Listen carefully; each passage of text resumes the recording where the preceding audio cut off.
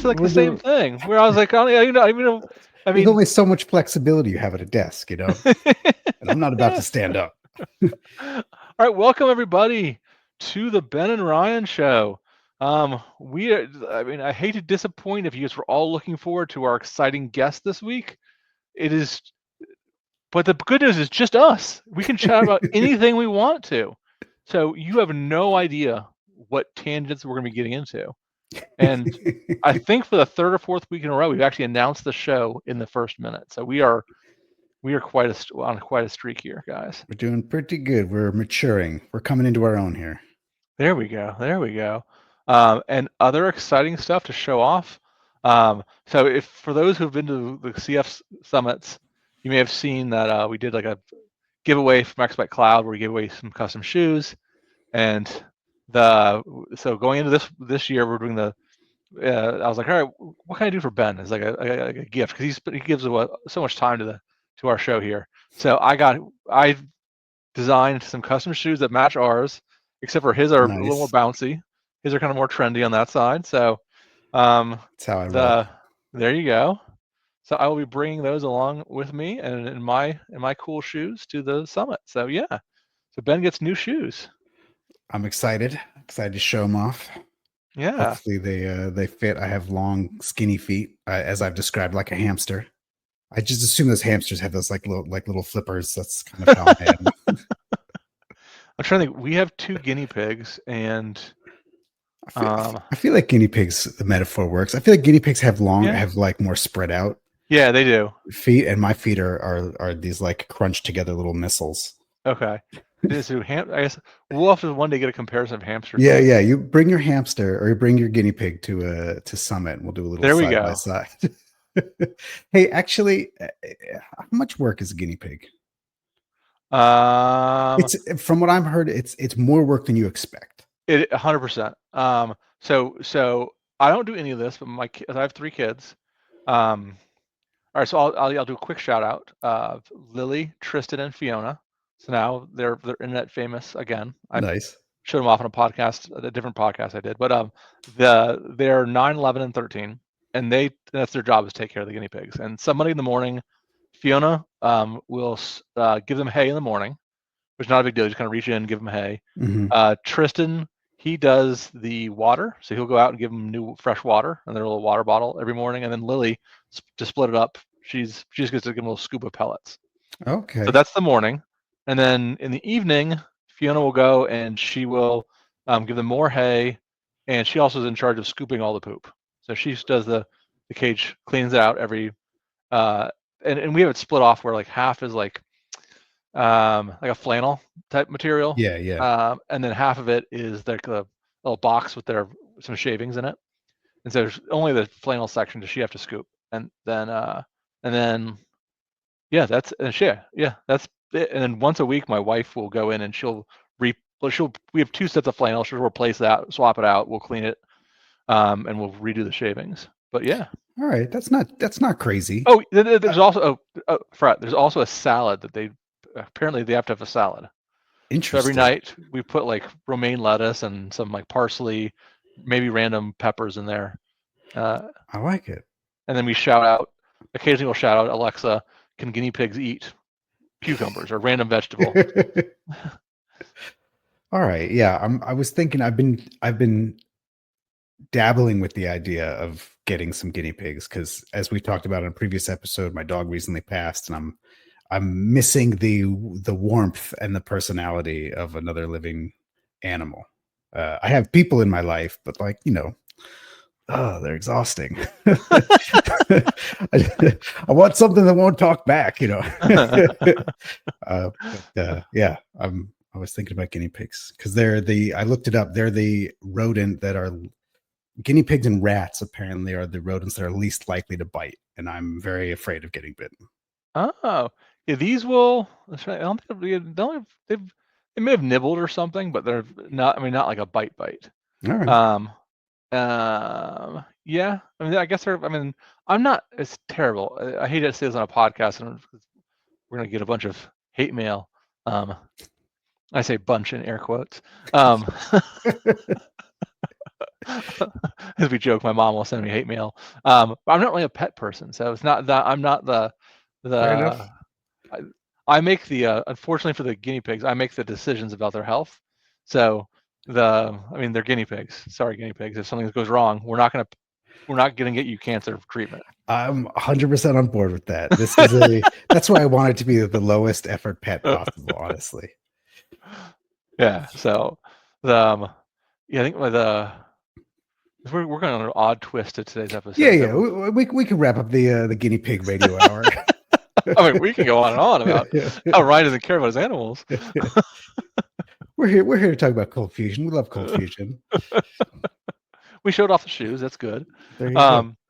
We got the big summit. So in case you're not going, go to the summit. I don't know if they still have any promotion codes, but you can try it out. Was it USCF 30, if I recall correctly? Dang.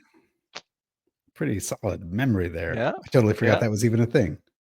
Yep. Yeah. Before the show, I almost talked about how my birthday is coming up, but I ended up going because I was wearing the Virginia Tech shirt. I went with my prediction of the Virginia Tech's going to be national champs. You heard it here first. There you go.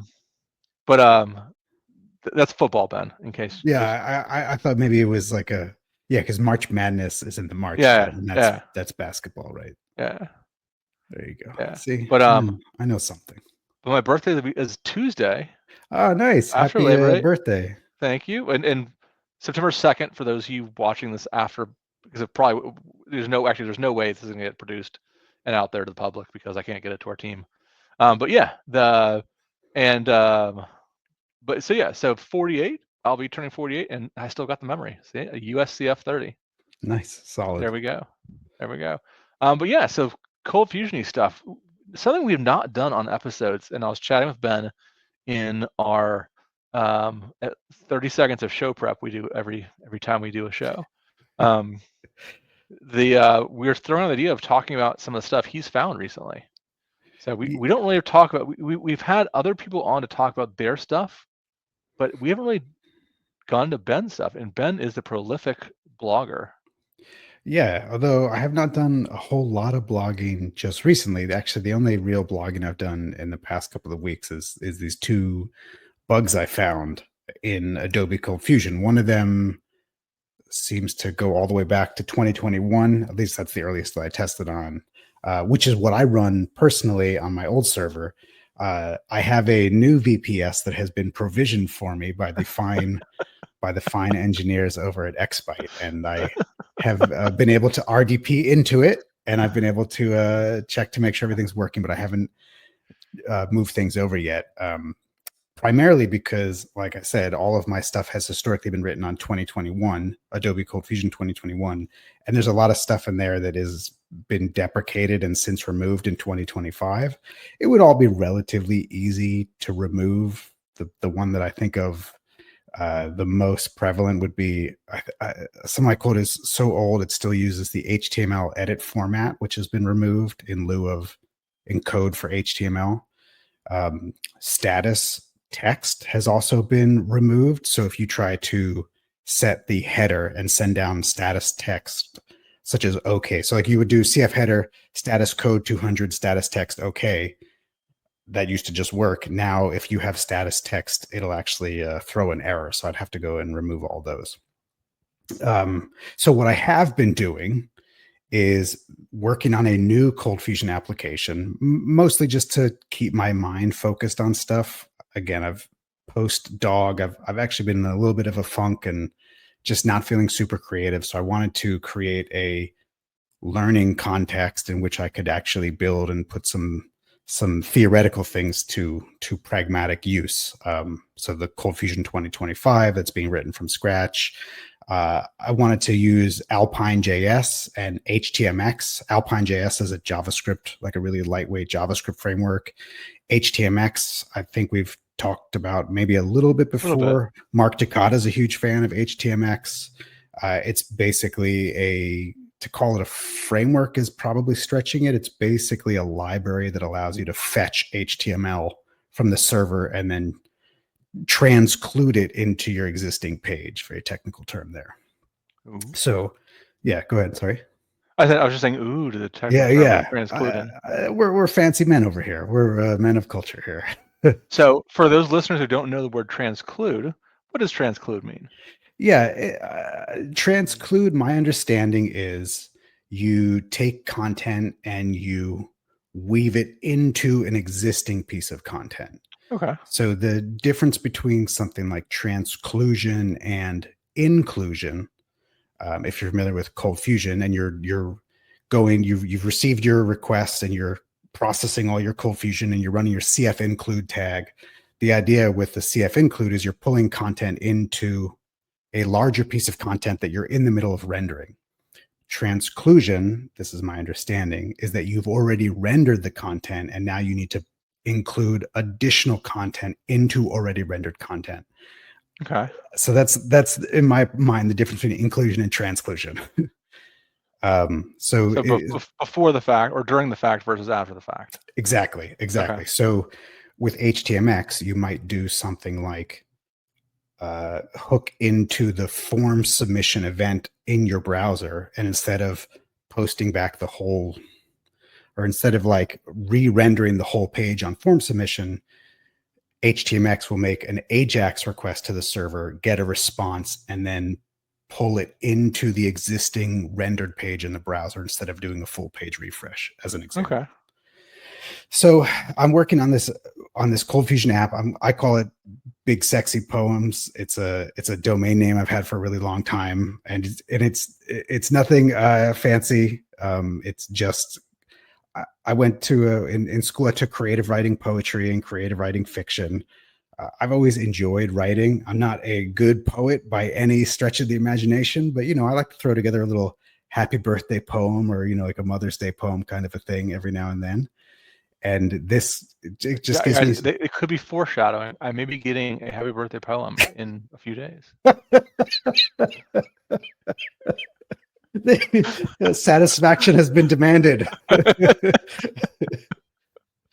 So anyway, I haven't really used AlpineJS or HTMX outside of little single page demos. So I just wanted something to focus my mind and give me a chance to play with all this stuff. So as I've been doing this, and this would be the first thing that I moved to my XByte VPS because it would be ready to go with 2025 and all that jazz. Okay. As I've been doing this, I've just stumbled over some really bizarre esoteric bugs in ColdFusion. And it's when the challenge with figuring out what's actually going on is that if you think about building an application architecture, you have all of these various components and they're calling each other and they're returning values and you're dealing with databases and you're dealing with API calls. So you have all of this kind of mechanics and infrastructure in place, and then something goes wrong 3 layers or 4 layers deep in the call stack. And it's very unclear, okay, well, what about this context was problematic? Was it something high up? Was it something lower down? Was it a misuse of something and it's a subtle bug that I'm just not seeing in my own code, etc.? So the challenge is to try to remove all of the noise and see what is the most minimal reproduction case that I can come up with that demonstrates this bug, or at least proves that the bug is in ColdFusion and not in my own code. Mm-hmm. So I was able to, in both cases, in both of these bugs, and I'll talk about what the bugs are in a second, boil them down to actually very, very simple use cases that demonstrate within the context of a single page the error actually happening. Okay. So can you give a little for those who've not been to Big Sexy Poems before? Yeah. Can you tell them what it does? So in case they're poets also, and they may find a use for what you've done. Yeah. So I built it years ago as a proof of concept using Angular model, like Angular version. I think I built it in like Angular version 4 or something. And the idea is it's just a main text box, which is where you would type your poem, but it gives you 3 peripheral tools around the poem itself. One is a per line syllable count, because poems have a rhyming scheme, and then you could also, there are 2 separate forms, one for looking up rhymes for a given word and one for looking up synonyms, so means like kind of words. Oh, okay. And all the syllable count and the rhymes and the synonyms, those are all pulling from a completely free API called DataMuse. It's a really cool API. You just give it what kind of things you're looking for, and it returns, excuse me, and it returns arrays of words and all this metadata about the words, like how many syllables there are, what type of word it is, the frequency with which the word appears within a sampling of 1 million words kind of thing. It's very cool and it's very fast. And so that was just a client. The proof of concept that I built years ago was just a client side app. It would store your poem to local storage. So there was no sense of sharing it or even having it across computers, let alone a phone or something like that. So this new version of Big Sexy Poems is going to be a ColdFusion app that essentially wraps a whole application around that concept, that simple concept where you can save things and then you can create share links and send poems to people. Oh, yeah. I mean, it's again, like it's mostly just for me to have a context in which I can practice this stuff. yeah. So the bugs that I came across, so if you can imagine that I'm typing my poem Okay. and I'm debouncing some of this stuff because I don't want to have to go back to the server on every single keystroke. That I would DDoS my own server. So there's We thank you for that. Yeah. So there's a 1 second delay where as you're typing, if you continue to type within the span of a second, I don't send out a request. Then if you've paused for a second, I'll go back to the server and I say, okay, here's the line of text that I've written. I need to get the syllable counts for this line of text. So if you think about what you would have to do, I have a sentence, I'm tokenizing it. So I'm doing things like I'm stripping out apostrophes and dashes, and then I'm breaking it up on spaces so that I essentially have these individual tokens that refer to words more or less. Now, the DataMuse API doesn't have a bulk endpoint for, I have these 10 words and I want to get the syllable count for each of these 10 words. I have to make individual API requests to DataMuse. Ooh. So what I do, I mean, I have a bunch of caching in place as well, but assuming that there's no caching in place, let's say I have 10 words that I need to get the syllable counts for. I have those in an array. And then one of the things that ColdFusion offers is the ability to iterate over an array using parallel threads. So there's a parallel iteration flag on all of the iteration methods, array each, array map, array. Does array reduce? You can probably reduce using asynchronous threads. I'm not sure. But essentially what it does is it takes each of your array elements and it spawns a thread and then it executes the iterator on that item in that particular thread, and then it munges it all back together. It's really, there's a lot of people who hate ColdFusion, but if ColdFusion did one thing really, really well, in my opinion, it's that they make asynchronous programming extremely painless or relatively extremely painless, despite the fact that all of the bugs that I ran into are about asynchronous iteration. So, okay, the first bug that I ran into is really weird. Okay, if I'm iterating over an array and the iteration is asynchronous, so I'm spawning it into multiple parallel threads, then within the iterator, the operation that gets executed per element, if I make a request to a CFQuery tag, so not generically a database call, like not a query execute, literally a tag-based CFQuery tag. If I do that inside of an asynchronous iteration, the SQL text, the actual SQL statement that gets executed, somehow, for some reason, gets dumped out to the response buffer of the page. Huh. So I was making these calls. So I was iterating over the tokens in this poem sentence, making the API calls to DataMuse to get the syllable counts. Then I was caching those syllable counts in my database, and every one of my insert statements was being dumped out to the client on like the browser. And it's the craziest thing. If you take that CFQuery tag and you turn it into a query execute instead, totally fine. If you leave the tag-based one, and if you leave the tag-based one in, but you remove the parallel iteration on the array, so you just do one element and the next element and so on, totally fine. So there's some combination of the asynchronous execution of the iterator and the CFQuery tag, just like, I don't know, just some wire gets crossed somewhere and suddenly all of the SQL starts getting dumped to the page. It almost makes you think that someone left in some sort of a Like a their debug statement or yeah, debug something. statement, Yeah. like, oh hey, I'm working on this bug, spit out this stuff so I can see what's going on.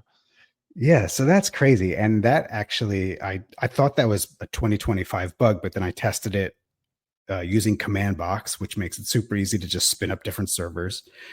You can't try it in things like CF Fiddle or try CF because a lot of those block the use of the CF query tag.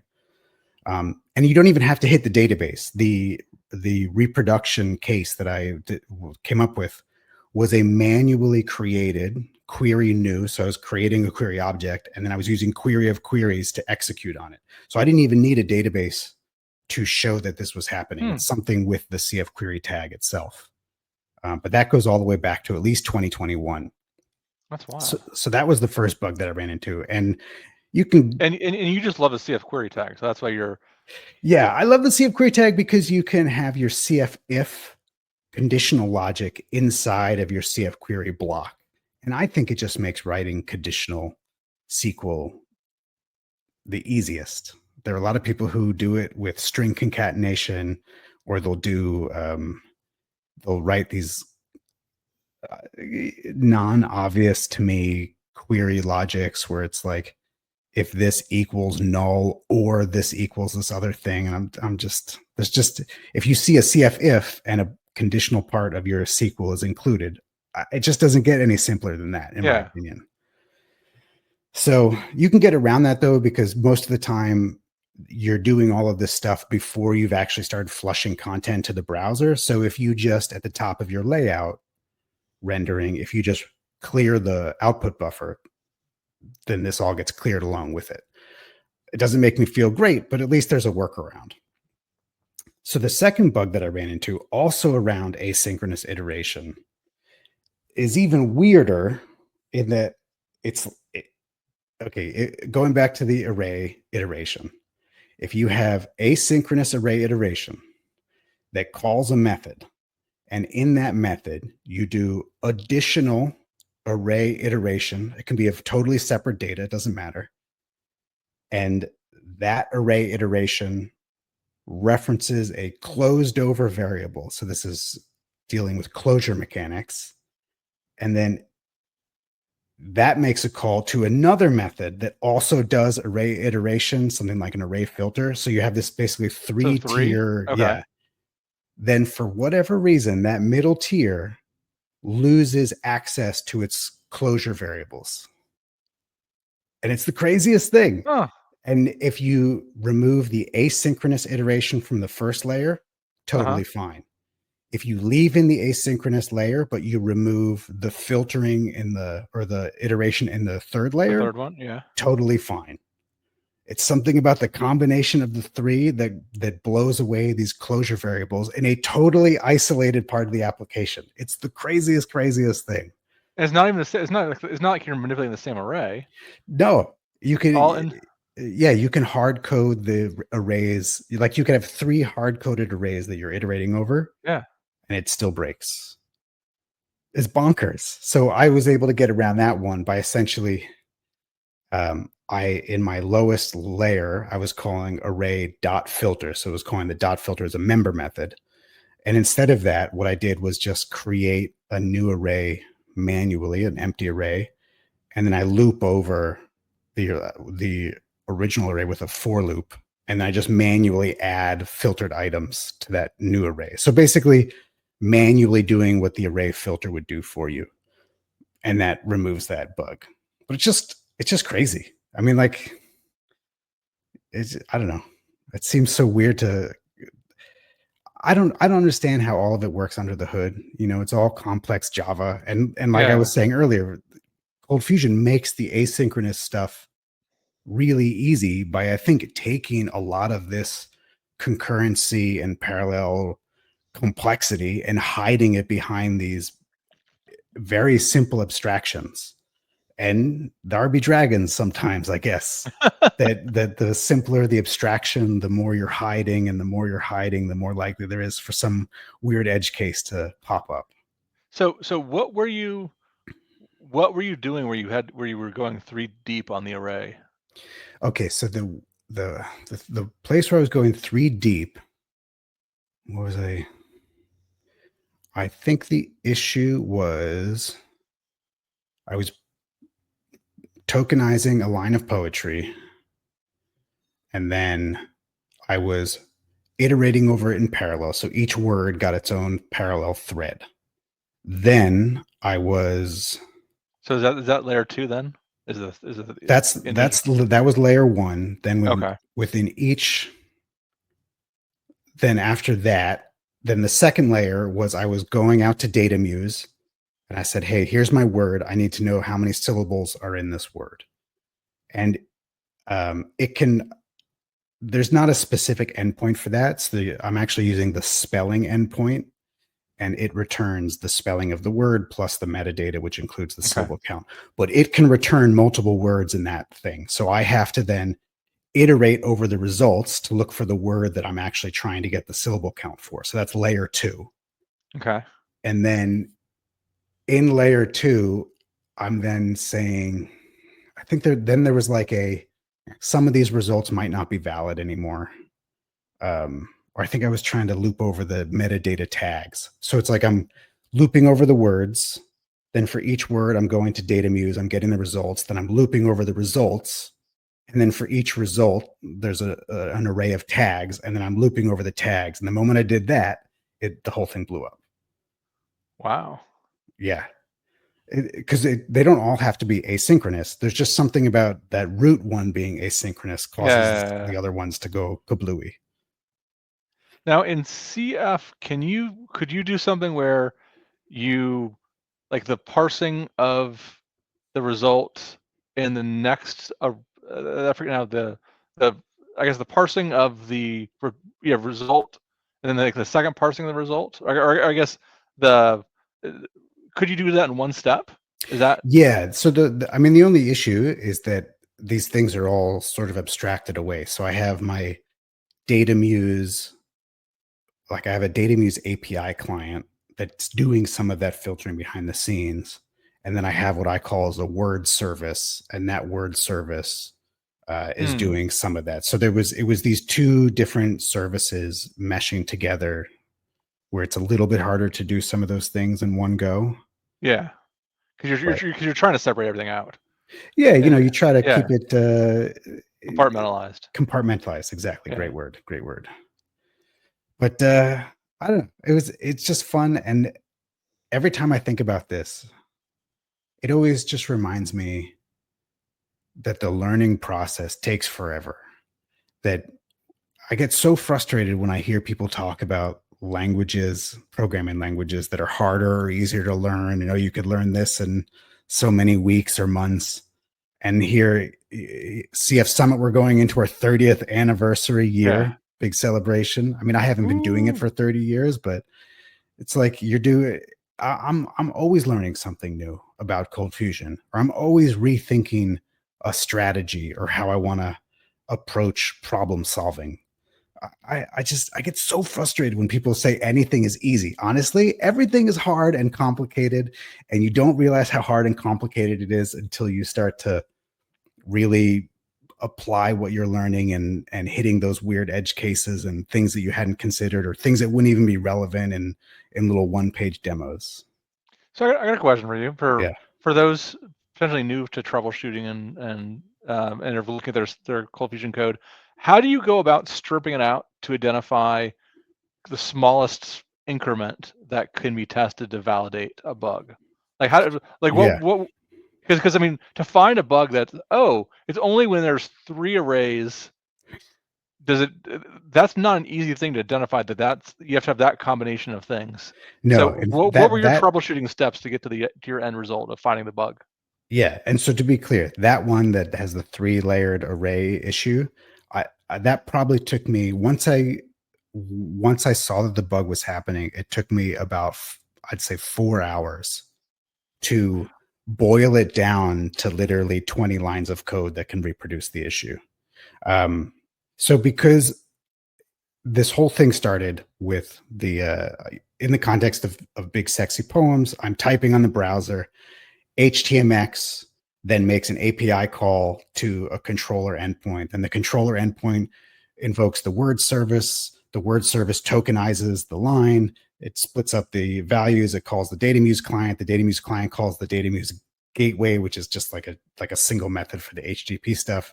So there's all these touch points. So the first thing I try to do is in this case, it was because there were so many parts involved, and it wasn't obvious how they were interacting.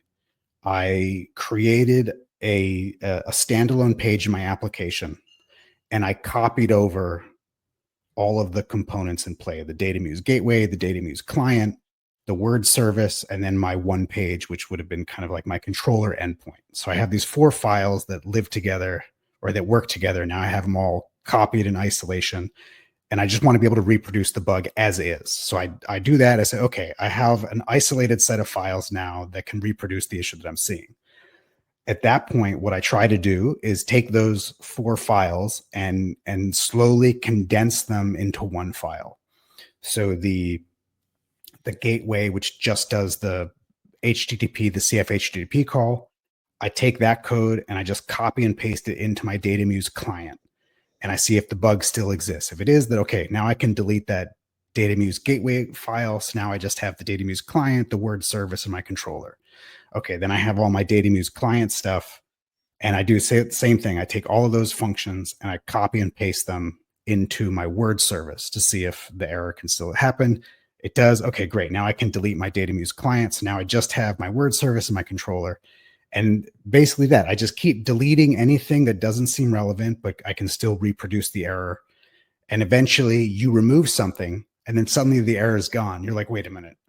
Okay, let me put that back in. Do I still get the error? Okay, yeah, now I still get the error again. Okay, let me try to remove some other stuff. And you start to remove some other stuff. Like, oh, suddenly the error is gone again. You're like, oh, that's weird. So now I have these 2 different things that I can remove that seem to reduce the symptoms of the error. And so, it's like that over and over again, deleting, putting stuff back in, deleting, condensing, moving stuff around. It's not easy. I mean, this was an exceptionally hard case because it turned out to be a bug in ColdFusion and not in my code. If the bug's in my code, it's a lot easier to find because it's usually, you can trace it and yeah, exactly. I just follow the stack trace and find out where it went wrong. Interesting. And I love the debugging. In the beginning, you reduced to a single file to eliminate the potential of being the call being the problem. Is that just to reduce potential, as opposed to removing stuff from the extra file? It's just to rule out the idea that, okay, maybe is there just something, it's like a piece of memory that's leaking in the wrong place. Okay. Or, yes, something about the method call. Because if you think about the way ColdFusion has evolved over the years, we've always had a CFML template. And then eventually we got ColdFusion components. So we have our .cfm or .cfmls and our .cfcs. And the .cfc file is basically like a CFML template, but it gets its own page context. And I couldn't really tell you what a page context is. I think it has a lot more to do with Java servlet stuff. But there's all this sort of isolated memory stuff. So when you make a call from one place to another place, sometimes you're operating in a new page context. Sometimes you're not operating in a new page context. So when I'm trying to condense things, it's basically to rule out anything that's there's just a lot of mechanics at play, and I want to remove as many mechanics as I can to see where the error is. You know, what'd be really cool is for someone to think through that logic and write the debugging tool, where you take it and you say, hey, here's the error. Here's my files. Everything that you just explained, automate. You hit the find bug, reduce to bug button, and now the code that's left is just what's producing the error, and everything else has been stripped out, and you're like, oh, okay, yeah, it still produces the error. Okay, now I can start analyzing this. That's funny. As much I don't like to think of myself as an AI skeptic, but I definitely am an AI laggard, let's call it. It would be very interesting to see if that's something that AI could do, where you could say, hey, here Oh, I have these 4 files that interact. There's a bug in here somewhere. Reduce this down to a single file that still makes the bug symptomatic. I wonder if that would be something that an AI could do. I guess the problem is it would have to be able to run run the page. run the page over and over again to see because we'd have to make sure that the bugs are still happening. That would, if I could take I could take the completely isolated code that I have that's not dependent on any database or framework, and I could turn it back into 4 files and then see if something like Gemini or Claude Code or because it would have to be something that runs locally so that it could run the ColdFusion. Yeah, Be the fascinating. actual executing the page and validating that you get, like, because in your case,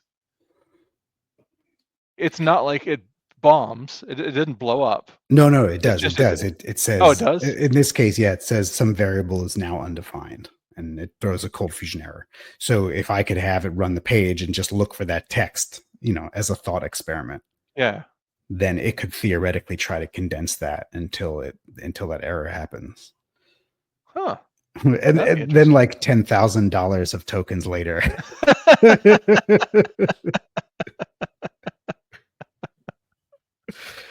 Oh man. Yeah, that would be interesting to have it kind of figure out if yeah, because someone's gonna have to think through the code to understand what you can strip out. Okay, so if I go on a we haven't done any tangents really yet, other than the guinea pig tangent, I guess. Okay. This is tangent, but it's related because we're talking about AI now. Um, everyone has been I've not everyone. I have been hearing a lot of people talk about how good the voice mode for ChatGPT is, and I see a lot of people talk about how they're having these great deep conversations with ChatGPT, and people will upload transcripts of books and papers and podcasts to ChatGPT, and then they'll have a whole deep conversation about these things. And I've been very skeptical of that because I used the voice mode, I don't know, a year ago or something, and the voice mode's pretty cool. Like it was the thing that encouraged me to upgrade ChatGPT to a paid plan so that because you can only use like half an hour of voice mode before you hit some limit, I think. Okay.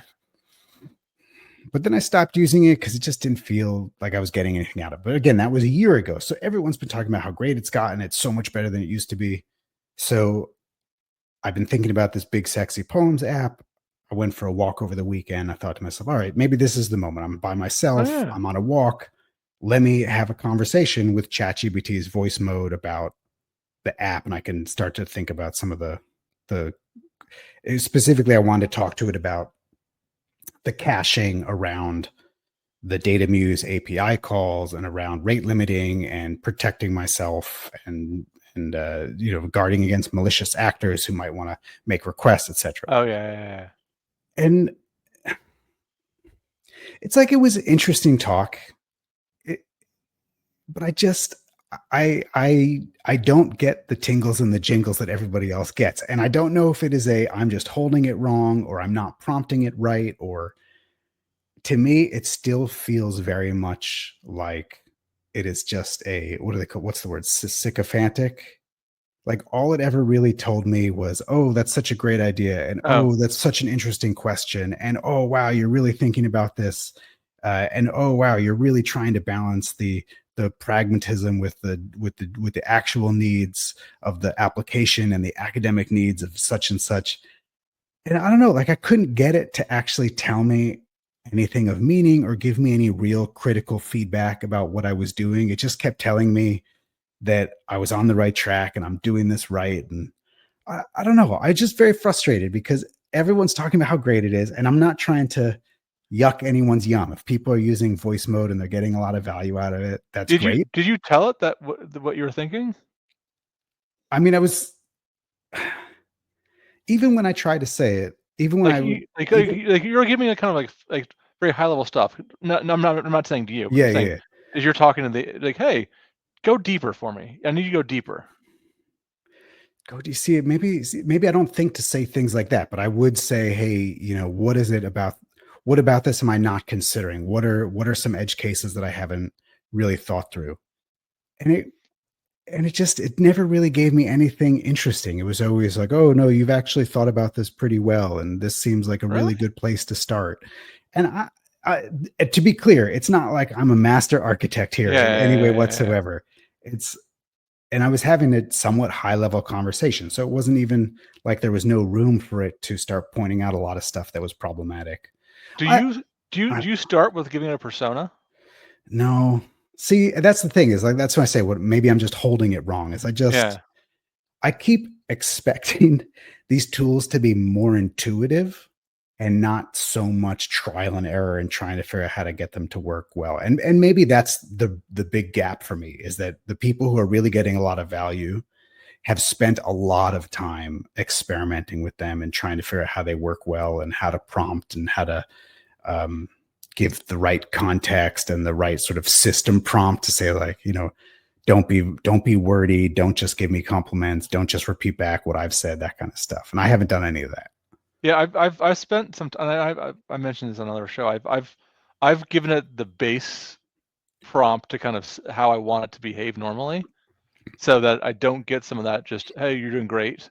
And is And that something you do across? That's like is that a preference that applies to all the chats, or is that correct. oh, That's okay? that's everything setting that I have, and so I have that set so that all of my chats. So I've told it to like be a skeptic and question me. Hmm. And even sometimes I'm just looking for an answer. It'll be like, oh, and here's the skeptic's view. I'm like, okay, I know I told you to do this every time, but I don't need you to be the skeptic when I'm asking you like when is Thanksgiving? And they're like, oh, okay, yeah, Thanksgiving's this date. But to be skeptical, do you really need it to be Thanksgiving, or were you asking about the? I'm like, no, I know you are doing exactly what I told you to do. Thank you. But the other thing that I will do, and it's funny you ask about you're not getting the deep information. So we've talked about my new job on this show before, Mhm. right? Where I've also now taken on the sales team for our sister company, So Expedite you're both Technologies. marketing and sales Yeah, now. Yes. yeah. And with that, I'm like, okay, hey, let me put on my AI brain for a second. I'm like, okay, I created a special AI agent to act as a sales coach, and I said, okay, you're gonna take on the persona of a sales coach. Um, One of our salespeople from Expedite Technologies will ask you to do a role play, and I want you to act as the basically you're going to ask the rep what kind of customer you want to be, what you're selling them, and what kind of like objections do they want to practice, or they can just say random, and you can pick Right. come from some general ones that we've kind of already kind of given you. We've seeded it with some options. Okay. So that's already pre-programmed to a custom GPT, and there's a special link to it that I've sent out to all of our reps, and they can go to it then. And I did a test right where I did it in voice mode that you were talking about, Hmm. and I said, okay, no, just randomize, give it to me whatever you want. And and the other thing I've pre-prompted it for in the coding of the custom GPT was to at the end of it to give feedback on how I did in my presentation. Okay. And so it's saying, oh yeah, hey, so it's like, oh, I'm a CTO at a software company, and I'm looking for a server. So I'm like, okay, perfect. So I'm like, tell me what you're looking for, and I go into a bunch of stuff, and then I kind of walk through how to configure the server. I'm asking it questions, stuff like that.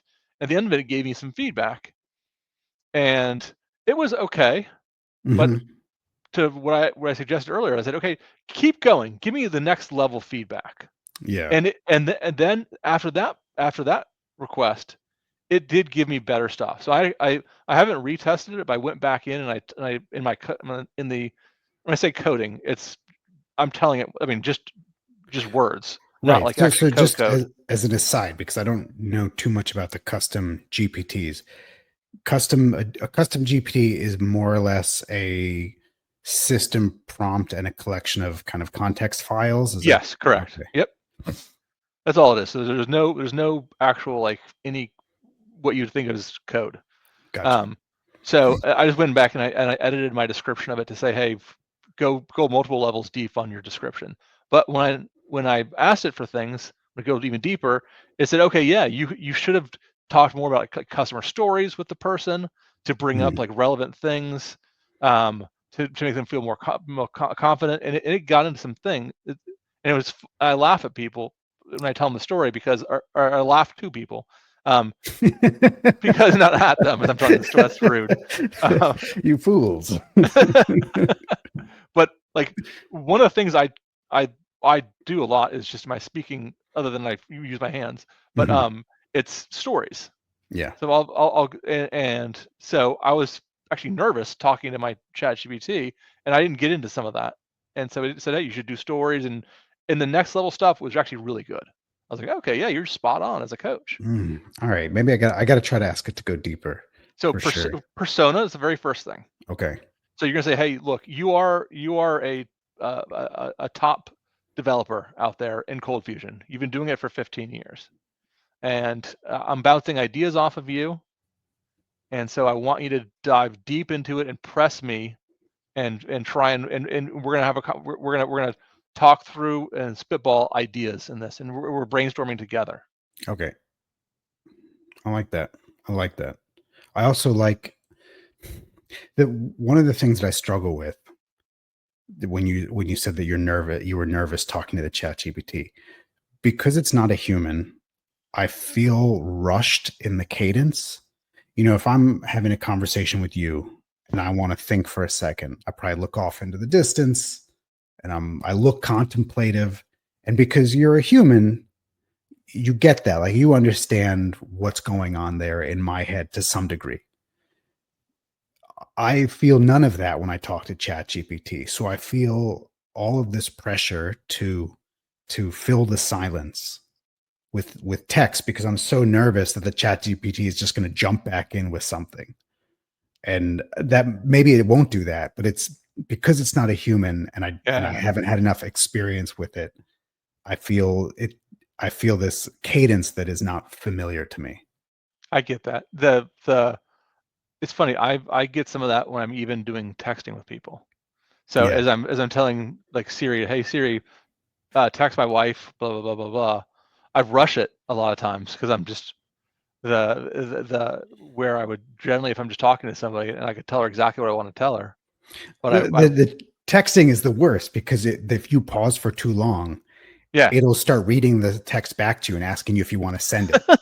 And actually, now that you mention it, that could be a lot of where my anxiety talking to ChatGPT comes from, is because Siri is so aggressive about filling that dead space. Yeah, that could be it. So yeah. I was like, in your exploring, if you find like your prompt works really well, you have the $20 a month paid plan for ChatGPT. Yes, but I think I actually just canceled it, but I think I have it through September or something. So I don't know if everyone can do custom GPTs, but once you get it, you can create your own custom GPT and then preload it with that. So anytime you want your like expert coworker, so you can name it whatever you want. You can call it my expert CF coworker. You just call that up and it's already pre-prompted with everything. Oh, so I can have a voice conversation with a custom GPT? Oh yeah. Oh, cool. I didn't know that. Very interesting. So yeah, I'm frustrated because it's just harder to think about than regular programming. We talked about how hard it is to debug, and it took me 4 hours to figure out where this bug was. But it was so predictable. It followed a series of very mechanical steps, and I had a plan, and I was trying to come up with the thing to do. But learning how to use the AI properly feels like it's much more of just random shots in the dark to me. And that, I think, that's just not how my brain works. And I get very frustrated. Is it Masterclass? I think Masterclass was someone mentioned to me and I took this. They had an AI class that kind of walked through the fundamentals of AI, and it was really good. It kind of taught some of the stuff to kind of help the kind of best make use of it. And some of the strategies, like the persona is a big one they talk about.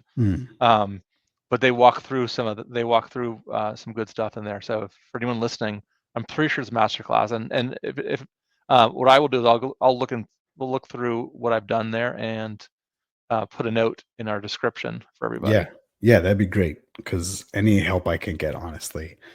I don't know. If I could sum it up for a second, this is maybe a terrible analogy, but I lived in New York City for a long time, like 15 years or something. And New York City has tons of restaurants. And my mentality is I will never wait online to be seated if I can go next door and be seated right away.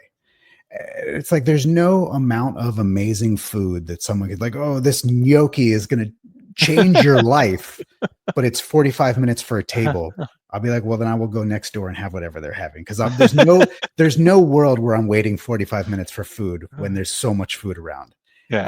And a little bit, I feel that way about the AI stuff, where everything that the AI can do, I can do manually.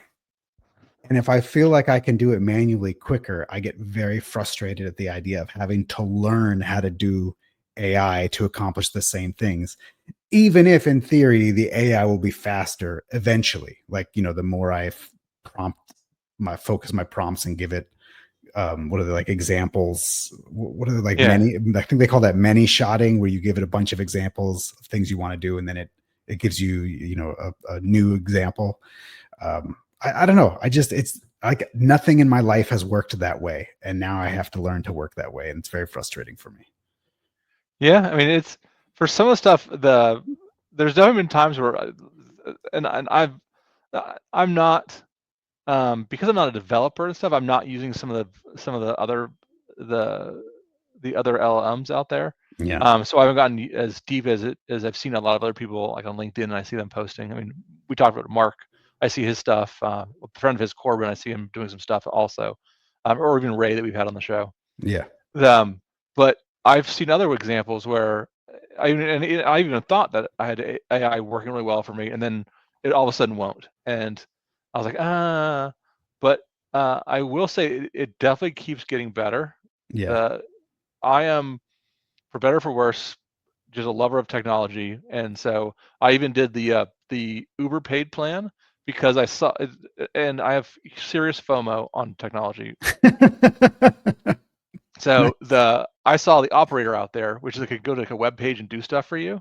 Okay. And now it's an agent, which is built into just the normal paid ChatGPT. But I'm like, I gotta try operator. It's $200 a month. Like, that's okay. I gotta try it. It's a business expense. You're a business. You're businessman. I should really expense it back to the company, but I think I did it for a month, and then it ended, and just as I wanted to try something new, so I did a second month. What if you had do for you? So at Expedite Technologies, we build servers and stuff, and one of the things we're always trying to figure out is, okay, hey, I built a server. Is there another one that's that similar specs, but it may be a different model? And what's the price point on that? So instead of me having to go to the other configurator, put in all the stuff I need, I'm like, hey, operator at the time, I want you to go to the expedite.com website. I want you to take these general specs and configure this server, and this server with these types of specs, and then tell me the price point. And then Dakota gets on Slack and he's like, hey, I think we're getting a DDoS attack. Somebody is hammering our marketing pages. So luckily our site's designed to handle thousands of people, so we're okay. When I did that, it would get lost and stuff, and it was okay. Mm-hmm. I'm like, it was not worth it for me to continue past my little experiment. So I did that. And then recently they brought that, and they turned it off. They deprecated operator, but they moved it into the agent, which is in the normal ChatGPT. And I tried that, and it was actually pretty good. And okay. I mean, so on our page, when you go there and you're configuring a server, on the right-hand side, there are some, like, basically, like, in red, saying, hey, you need to enter in like hard drives and memory and all the things you need that are required. All the required fields are in like a section saying these are required, and you can just click on those and go to the sections to enter the data. So it's just to kind of help you, because there are some things that are required that you have to have in the server. Well, operator looked at the page, or now the agent looked at the page, it knew what that meant. Okay.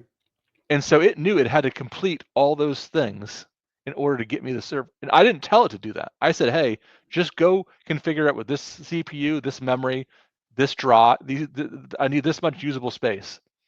And it said, okay, well, you said you wanted to be in RAID 5 and you needed to have 20 terabytes of usable space. And I know that you have to have one extra disk in a RAID 5.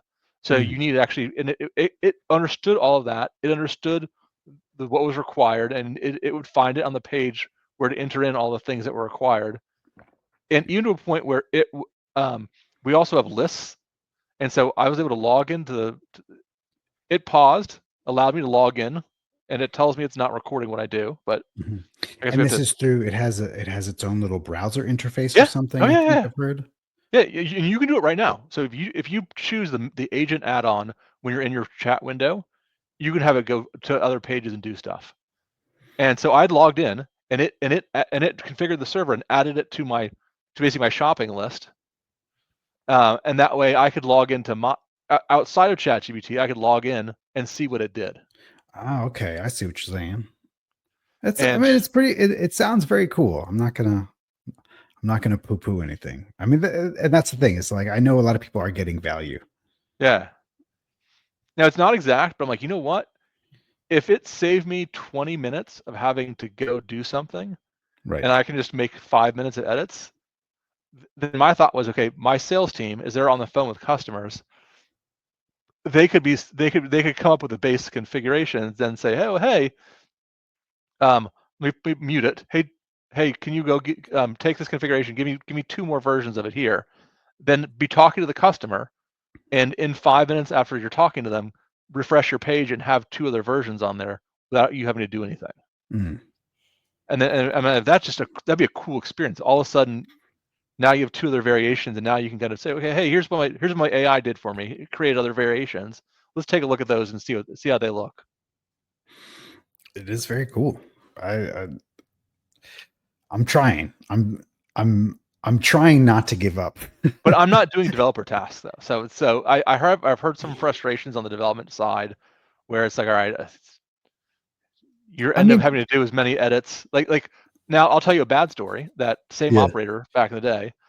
The other thing I wanted to do is I wanted to give it a PDF of a configuration and have it like from a competitor or something, and have it say, hey, build this for me on our site. Oh yeah, that'd be cool. And it would get lost. So I said, okay, let's baby steps. I found an online like CSV creator tool. So it could go do that. And I said, okay, first strip all the stuff out of that PDF and put it into this CSV. And it would get lost at that point. I mean, it would get some stuff. But let's say actually no, I'm sorry, that I could get right.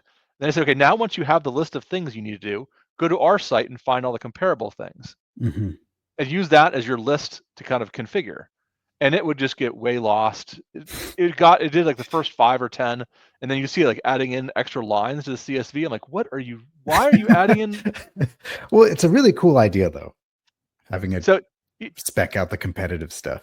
Yeah, I was trying to like, okay, let me see if I can like, anchor it in the CSV to kind of give, so it's not just theoretically doing something. All right, now you have step by step, you can just use that CSV. I'm like, I still got lost. But I've not tried that with the new agent, but so I was 100% frustrated. I even had it, okay, I had the idea of, okay, marketing. Let me have it go to LinkedIn, use my special LinkedIn Navigator account, and like I don't know what I call it, like connect with people or like friend them. So I said, hey, here's like a list of people that we got from something. Like, go friend these for me. And it was okay at it. It was going through the lists, it would miss some people. So I'd have to go back and say, okay, no, go back to this and redo it. I'm like, okay, this 30-minute task took me 25 minutes, but it was like so much more frustrating. Like, I would rather have just done it for 30 minutes. Well, so I was listening to one of the other podcasts that I really like to listen to. I think it's called Front End Fire. And it's just a panel and they just talk about new things in the technology world. I think it used to be much more front end focused. Now I think it's more just general. I think that's the one I was listening to. And one of the women panelists was saying that what she finds is that when AI generates her code, she feels like she can produce the code 2 or 3 times faster. But then when it comes to testing the code, she's like, it takes me 10 times as long. Because it's like I to your point, there's all these little random things that it doesn't get quite right. And she really has to be really thorough in her testing to make sure that it didn't sneak some tiny little random thing in. And so she's like, yeah, so it's like it really depends on the type of test. Some tasks I do feel like I'm actually getting more stuff done. And then sometimes it's definitely taking me longer because I'm so unsure about the accuracy of it. So I don't know. It's tough. I think it's really, there's no one size fits all. I think it's clearly adding value to people's lives in some cases, and I think there are still some things that it's definitely not great at. I mean, to your point that you're at least trying this stuff. I'm just kind of crying from the sidelines, and you're having some success and having some non-success, which I think is kind of where everyone is right now. Yeah. Who knows where it's going to be in a year from now.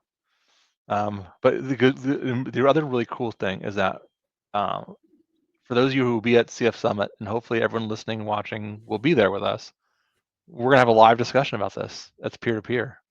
Heck yeah. As we laughed about the last show, it's not peer to peer within like PIER. It's not two ships or two docks coming together. We're going to be human flesh bags co-located. But yeah, so we have a Ben and Ryan show live at CF Summit this year. So I don't know how that's going to work right now. So I'm excited. Yeah, I the day before I get to land and be testing out all the audio, so we don't get feedback when we're broadcasting live and stuff. So there'll be some setup of that to make sure that happens, and then figure out how we're going to do cameras because we want to, or microphones even because we want it to be peer to peer. So we got to figure out how we're going to balance also the online community because it's also broadcast live online on our YouTube channel. So bonkers. Yeah, I'm going to leave all the technology up to you. We're going from Ben and Ryan record the show and then it goes someone live. someone else cuts it up to we're doing it with a live studio audience and broadcast at the same time. So yeah. Very cool. Well, I look forward to it, and I look forward to seeing you again in person. It's been since Summit East. Yeah. So that'll be and great. He looks forward to his new shoes. There you go. All right, well, guys, we successfully we thought going into this that we'd have a quick conversation, and an hour into our recording, we've abandoned that idea. It's not going to be a quick conversation. Too late now. But guys, we will end it there. We made it 40 minutes, I think, without talking about AI, and then you got to have some AI. Yeah, I mean, I think it's a requirement now. If you don't, no one's going to watch your show. How could they even take us seriously? All right, well, everyone, Ben, thank you so much for joining us. Of course. Again, you heard it here first. My prediction: Virginia Tech national football champs. You'll have to let me know if and when that happens or doesn't happen because I don't know any of this stuff. I mean, I don't think anyone else is predicting them to be national champs. So it could just be me. So I will keep you up to date on my prediction.